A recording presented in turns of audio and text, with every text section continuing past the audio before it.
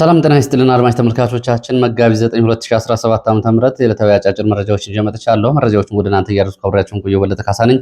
እናንተም አብራችሁ እንድትቆዩ በአክብሮት ጋብዛለሁ። አስተያየቶች ካሏችሁ ጥቆማ ዜና@gmail.com ላይ አስተያየቶችን፣ ጥቆማዎችን ላኩልኝ። በዚህ ሰዓት ያስኳቸውን አጫጭር መረጃዎች ወደ እናንተ ማድረስ ጀምራለሁ። ወደ አዲስ አበባ የሚወስደን መረጃ ነው ማስቀደም የምጀምረው። በአዲስ አበባ በማንነትን መሰረት ያደረገ በደል እየተፈጸመብን ነው ብለዋል የታክሲ አሽከርካሪዎች። የታክሲ ሾፌሮችና አሽከርካሪዎች በአዲስ አበባ ቋንቋን መሰረት ያደረገ የትራፊክ ቅጣት እየተፈጸመ ነው፣ በዚህ እጅግ ምሬት ውስጥ ገብተናል ብለዋል።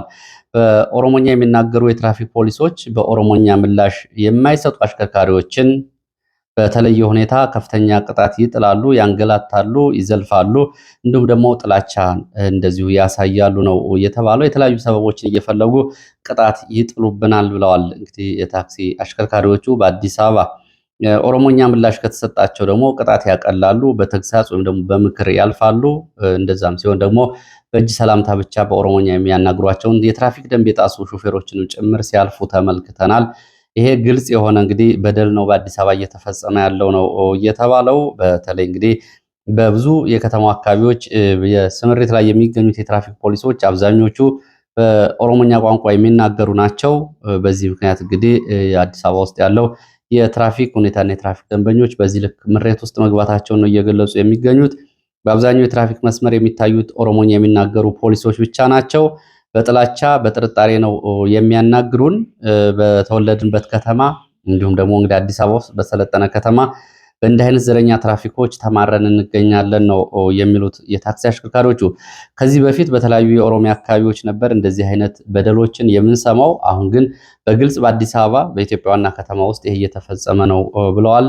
እንግዲህ በአገር አቋራጭ ሾፌሮች በአዲስ አበባ መውጫ የተለያዩ አቅጣጫዎች ሲፈጸም የነበረው በደል አሁን አዲስ አበባ ውስጥ እየተፈጸመ ነው ብለዋል። እንግዲህ ሌሎች ደግሞ አስተያየት ሰጪዎች በታክሲ አሽከርካሪዎች ብቻ አይደለም፣ በሁሉም ተቋማት አዲስ አበባም በፌዴራል ደረጃ ባሉ ተቋማትም ተመሳሳይ አንድ ዘርን መሰረት ያደረገ የሰው ኃይል ስምሪት ነው ያለው። በዚህም እንግዲህ ሌሎቹን እያገለሉ ነው የሚገኙት ተብሏል።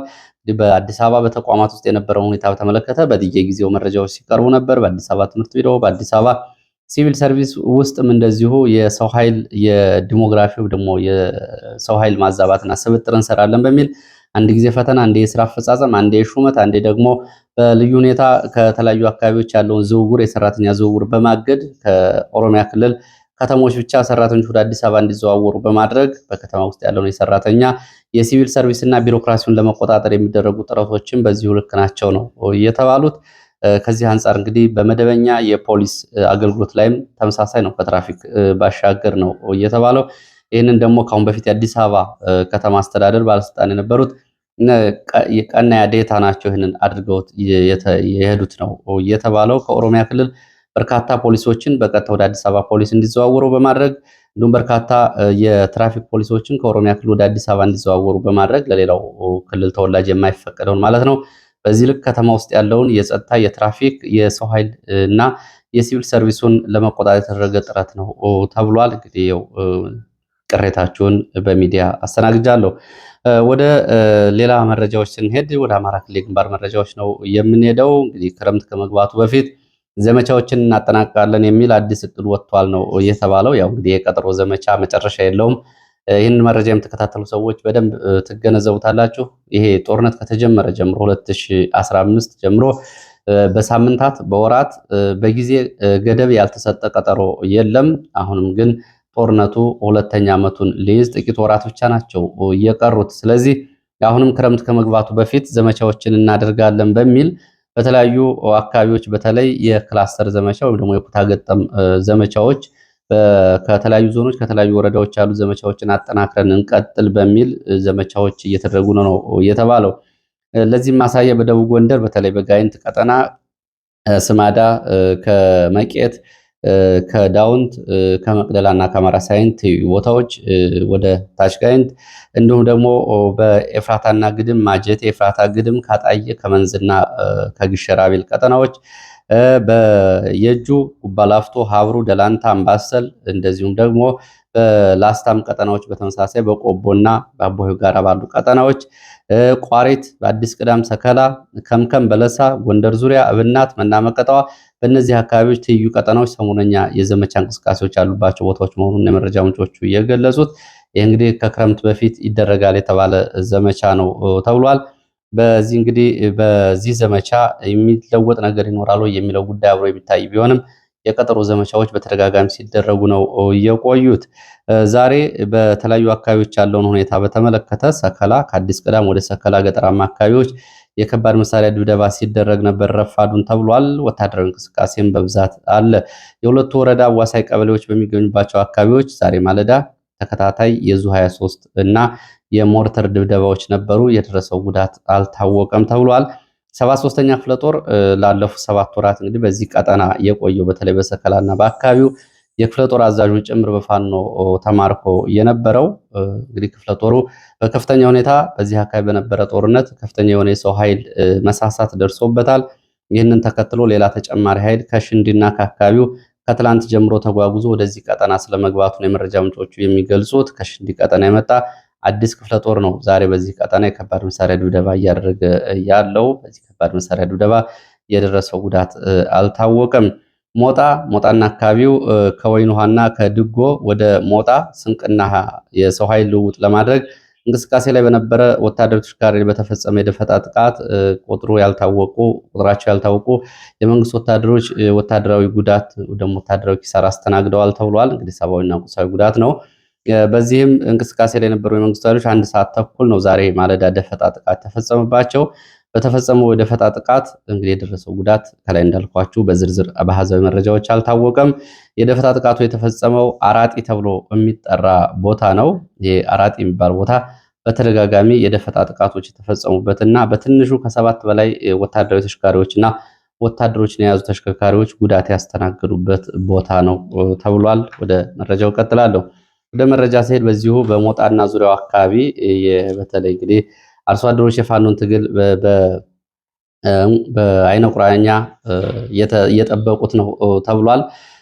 አስሮ የሚባል ቦታ አካባቢ እንደ መረጃ ምንጮቹ ወደ ሙገር መገንጣይ አካባቢ አንድ የመከላከያ መረጃ ሲቪል የለበሰ መረጃ በአካባቢ የሚንቀሳቀሰውን ክፍለ ጦር የፋኖ ክፍለ ጦር እንቅስቃሴ በተመለከተ ለመከላከያ መረጃ በሚሰጥበት ጊዜ በአካባቢው የነበሩ አንድ አባትና ሌሎች አርሶ አደሮች ለመሆኑ ልጆቻችን የጠቆምክ ለማን ለመስጠት ነው ይህን የምታደርገው በሚል በቁጥጥር ስር አውለውታል ተብሏል። እንግዲህ ይህንን ከሆነ በኋላ አርሶ አደሮቹ ይህንን ሰው ለፋኖች አሳልፈው ሰጥተዋል ነው የተባለው። ይህ እንግዲህ የህልውና ትግሉ በየትኛውም የህብረተሰብ ክፍል ያለውን ተቀባይነት የሚያሳይ ነው። ደብረ ማርቆስ እንደዚሁ የሚሊሻ መረጃና ደህንነት የተባለ ሰው በፋኖ ተይዞ ተወስዷል። በሌሊት ፋኖ ከተማ ዘልቆ በመግባት ነው ይህንን የአብማ አካባቢ የሚሊሻ ደህንነት ነው የነበረ ሰው በቁጥጥር ስር አውሎ ይዞት የሄደው ተብሏል። በሸዋሮቢት አካባቢ ያለው መረጃ ስናስከትል ሸዋሮቢት በስር ላይ የሚገኙ በርካታ ወጣቶች ምግብና ውሃ እጥረት ገጥሟቸዋል። በዚህም ለከፋ ችግር ተጋልጠዋል ነው የተባለው። በግልጽ ምግብና ውሃ ተከልክለዋል ነው የተባለው። ከመስከረም ጀምሮ ተይዘው ከነበሩት 1000 በላይ እስረኞች ተለይተው በስር ላይ የሚገኙት ከ185 በላይ ወጣቶች አሁን ምግብና ውሃ ተከልክለዋል። ምግብና ውሃ ስንጠይቅ እናንተ እኮ ጠላት ናችሁ የሚል ምላሽ ነው የሚሰጠን ብለው ለቤተሰቦቻቸው እንደነገሯቸው ቤተሰቦቻቸው ገልጸዋል። ቤተሰቦቻቸው በተደጋጋሚ ምንም ጥፋት እንደሌለባቸው ቢጠይቁም የሚጠየቅ አካል እንኳ የለም። አቃቢ ሕግ ምንም ወንጀል ስላልሰሩ አልፈልጋቸውም የሚል ምላሽ ሰጥቷል። ፍርድ ቤትም ክስ አልተመሰረተባቸውም። ሆኖ የሚያሰራቸው አካል አይታወቅም። ኮማንድ ፖስት ነው የሚባለው። የአካባቢ ሰዎች ሲጠየቁ ምላሹን ማን እንዳሰራቸው አናውቅም በሚል ከ185 በላይ ወጣቶች ችግር ውስጥ ይገኛሉ ተብሏል። ወደ ቆቦና አካባቢው ስንሄድ እዚሁ ላይ በዚህ መረጃ ለመረጃውን ያደረሱን የታሳሪ ቤተሰቦች የሰብአዊ መብት ድርጅቶችና የሚመለከታቸው አካላት የእስረኞቹን ሁኔታ እንዲከታተሉ ጥሪ አቅርበዋል። እንግዲህ ያው መረጃው ተላልፏል። ሰሜን ወሎ ቆቦ በቆቦ ከተማ አቅራቢያ ዛሬ ማለዳ የከባድ መሳሪያ ተኩስ ነበር ተብሏል። በተለይ ሆርማት ወንዝ ተብሎ የሚጠራው አካባቢ ዛሬ ከ2 ሰዓት እስከ 3 ሰዓት ተከታታይ የከባድ መሳሪያ ድብደባ ነበር ተብሏል። በተፈጸመው ድብደባ የደረሰው ጉዳት አልታወቀም። የከባድ መሳሪያው ከ3 ሰዓት በኋላ ቆሟል ነው የተባለው። በአካባቢው አሁን የተለየ ነገር የለም፣ መደበኛ እንቅስቃሴ ነው ያለው ተብሏል። ሌላው በሸኔ ለታገቱ ሰዎች የመንግስት ቢሮዎች ገንዘብ እየጠየቁ ነው የሚል መረጃ እና ገንዘብ የጠየቁበትን ደብዳቤ ለመመልከት ችያለሁ። በትላንትናው ዕለት እንግዲህ ከአዲስ አበባ ወደ ጎጃም የሄደ ነበረ ፈለገጊዮን ፈለገጊዮን አገር አቋራጭ አውቶቡስ ውስጥ የነበሩ ሾፌሩና ረዳቱን ጨምሮ በርካታ ሰዎች ናቸው ታግተው የተወሰዱት። እነዚህ ውስጥ ከተወሰዱት ውስጥ የመንግስት ሰራተኞች እንዲሁም ደግሞ የመንግስት የስራ ኃላፊዎች ይገኙበታል። ለእነሱ እንግዲህ በቢሮ ደረጃ ገንዘብ እየጠየቀ መሆኑን ነው የወጡ መረጃዎች የሚያሳዩት። እንግዲህ በተለይ ብልጽግና ዋና ዋና መንገዶችና ዋና ዋና ከተሞችን እንኳ ተቆጣጠር ያለው እያስተዳደርኩ ነው በሚልበት ሁኔታ በተደጋጋሚ እዚህ ቦታ ላይ የሚፈጸመው የሰዎች እገታ በዋናነት ከአዲስ አበባ ጎጃም፣ ጎንደር ያለውን መስመር እንቅስቃሴ ጭምር እስከ ማስተጓጎል እየደረሰ ነው። በዚህ መስመር እንግዲህ ዋናው መስመር ተቆጣጠር ያለው ቢልም ብልጽግና በዚህ አካባቢ ግን የሸኔ ታጣቂዎች ከአካባቢው አስተዳደር ጋር የመረጃ እየተለዋወጡ የሚፈጽሙት እገታ ተጠናክሮ ቀጥሏል ነው። ዋናው መንገድ ላይ ነው እገታ እየተፈጸመ ያለው። በነገራችን ላይ በቅርብ ርቀት እንደውም ካምፖች ሁሉ ያሉበት ቦታ ነው። በተደጋጋሚ እገታዎች ተፈጽመዋል፣ ግድያዎች ተፈጽመዋል። አምቡላንሶች ሳይቀር ጭምር እንዲቃጠሉ ተደርጓል እዚህ ቦታ። ሌላው ወደ ችሎት መረጃዎች ስንሄድ በእነ ዮሐንስ ቧያለው የክስ መዝገብ ላይ ምስክርነት እየተሰማ ነው ተብሏል። ከባለፈው ከመጋቢት 5 ጀምሮ በቀጠለው ምስክርነት ከባህር ዳር የመጡ በርካታ የፌዴራል ፖሊስ አባላት እንግዲህ በዚህ ውስጥ የቀረቡት የፖሊስ አባላት ምስክርነት እየሰጡ ነው ተብለዋል። ምስክርነት እየሰጡ ካሉ የፌዴራል ፖሊስ አባላት መካከል ተከሳሾቹን በአካል እንደማያውቋቸው፣ ከአሁን በፊት አይተዋቸው እንደማያውቁ፣ በማን ላይ እንደሚመሰክሩ ጭምር እንደማያውቁ ነው የፌዴራል ፖሊስ አባላት እየተናገሩት ለችሎቱ። ሆኖም እኛ የምናውቀው አንድ ጉዳይ ነው። እሱም ሐምሌ 29 2015 ባህር ዳር ካምፓችን ተጠቅቷል። ካምፑ ሲጠቃ በሰዎች ላይ ጉዳት ደርሷል ነው። ከዚህ ያሉትን ተከሳሾች ከጉዳዩ ጋር የሚያገናኛቸውን ነገር አናውቅም፣ ተከሳሾቹንም አናውቃቸውም የሚል ምስክርነት ነው የሰጡት። እንግዲህ ያው ይሄ በግልጽ ያው የቀረቡት ምስክሮች እና ተከሳሾቹ ምንም የሚያገናኛቸው ነገር እንደሌለ ያሳያል ነው የተባለው። የምስክርነቱ እስከ 12 ይቀጥላል ተብሏል። መጋቢት 12 ድረስ ሌሎች የፌዴራል ፖሊስ አባላትም ይመሰክራሉ ነው የተባለው። የችሎት መረጃዎችን በተከታታይ እያቀረብኩላችሁ ነው። ያው እንግዲህ አስገራሚ የችሎት ውሎች ናቸው ያሉት። በአቃቢ ሕግ በደህንነት እንዲሁም ደግሞ በብልጽግና የተመለመሉ ምስክሮች ስለ ምስክሩ የሚሰጧቸው ጉዳዮችና መስቀለኛ ጥያቄዎችን በመመለስ በኩል በተለይ አስቂ ነገሮች ናቸው እየተከሰቱ ያሉት። ባለፈው ታስታውሳላችሁ ከእስረኞቹ ጋር ለ3 ወራት በስር ላይ ከቆየ በኋላ አሁን በመሰክራለሁ በሚል በእስረኞቹ ላይ እየመሰከረ የሚገኘው 3 ስሞችን የተለያዩ መታወቂያዎችን አዘጋጅቶ የሚገኘው አቢኔዘር ታደሰ ወይም ደግሞ ታደሰ ሽኖ፣ አቢኔዘር ሽኖ እያለ የሚጠራው ራሱን ወደ ደብረ ብርሃን ስንሄድ አባይን ስናቋርጥ፣ ወደ ኮምቦልቻ ስንሄድ የአባይ ድልድይን ስናቋርጥ የሚሉ ምላሾችን ነው እየሰጠ የሚገኝ። እንግዲህ አባይ ድልድይ በዚህ ቀጠና መሆኑ ጭምር ዳኞችን ሁሉ ሲያስቅ ነበር ተብሏል። ሌላው መረጃ ወደ መቀሌ የሚወስደን መረጃ ነው። እንግዲህ ሰሞኑን የህወሓት የፖለቲካ ትኩሳት ቀጥሏል። ጀነራል ተክላይ ወይም ደግሞ ወዲ አሸብር ወደ አዲስ አበባ አምልጧል ተብሏል። እንግዲህ በነ ጆን መዲድ አማካይነት በቁጥጥር ስር እንዲውል ትዕዛዝ ከተላለፈ በኋላ ነው ጀኔራሉ እያመለጠው ተብሏል። ጀኔራሉ ጌታቸውን ተከትሎ ወደ አዲስ አበባ ሄዷል ነው የተባለው። ወዲ አሸብር እንግዲህ ጌታቸው ቡድን ነው በሚል በነ ጆን መዲድ እና በነ ምግበ ጀኔራል ምግበ በከፍተኛ ሁኔታ እንግዲህ ክትትል ሲደረግበት የነበረ እንደሆነና አቋም አላሳወቃቸውም እያለ እንዲሁም ደግሞ ሌሎች መረጃዎች ደግሞ ጌታቸው ይህንን ሰውዬ ሊሾመው ይችላል የጸጥታ ኃይል አዛዥ አድርጎ፣ ስለዚህ ይህንን ሰውዬ በቁጥጥር ስር መዋል አለብን የሚል እንቅስቃሴ ተደርጎ ነው በቁጥጥር ስር ከመዋሉ በፊት ወደ አዲስ አበባ ያመለጠው ተብሏል። እንግዲህ ጌታቸው ትላንትና የነበረውን ቃለ ምልልስ ምናልባት ያልሰማችሁ ሰዎች ካላችሁ በተለይ በተፈናቃይ ስም ያደርጉት የነበረውን ጉዳይ ሚስጥሩን አጋልጧል። ይፋ ካደረጋቸው ጉዳዮች መካከል ወደ ጠለምት ተፈናቃይ ለመመለስ ሚሊሻዎችን ለማስገባት አቅደን ነበረ። በተፈናቃይ ስም ሚሊሻዎችን ለማስገባት ምንም ችግር አልነበረብንም። ይህንን እቅድ ይዘን እንቅስቃሴ ስናደርግ የኛ ሰዎች ተቃውመው ጉዳዩ ተደናቅፎብናል የሚል ራሱ ተናግሯል።